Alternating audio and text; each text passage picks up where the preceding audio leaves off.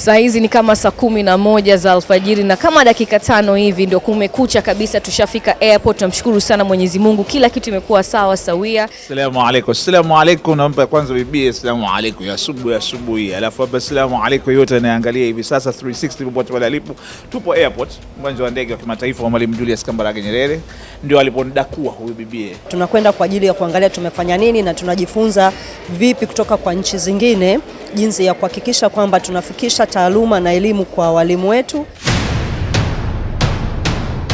Utalii wao, maana maeneo yao ya kwenda kufanya utalii wanayatangaza mno ndani, lakini kila mahali utakapoenda kulala watakueleza kuna offers ambazo zinakuja. Kwa unafika chumbani tu unakuta kuna offers ambazo zimewekwa pale kwamba ukija kulala hapo utapata offer, labda ukiweka rand 200 utachukuliwa na gari, utakwenda mpaka sehemu fulani, utaona wanyama na hivi ndivyo ambavyo wao wanafanya.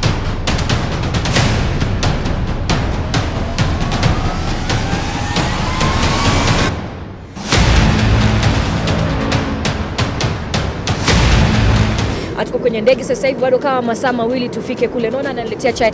Oh, thank you. Asante.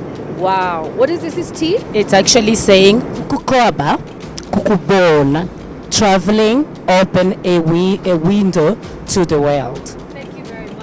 Ambayo inamaanisha kuwa kusafiri inafungua dirisha kuona dunia. Unajua tuko kwenye utalii sasa hivi, safari pia inafungua ile dirisha ya dunia. Unajua nasema ni nikimaanisha kama vile kufungua dirisha, unaangalia nini kinachoendelea duniani, unapata kuona vitu tofauti. Kwa hivyo ndo maana ya kutalii, unaona vitu vingi sana. Kwa hivyo nimefurahi kwa kikombe changu ina ujumbe mzuri sana. Unaendelea kuangalia Clouds 360, tunaelekea Durban, South Africa, lakini kwanza tunaanza Johannesburg, alafu baada ya hapo tutaangalia vile kusafiri ndio inafungua dirisha kuona dunia.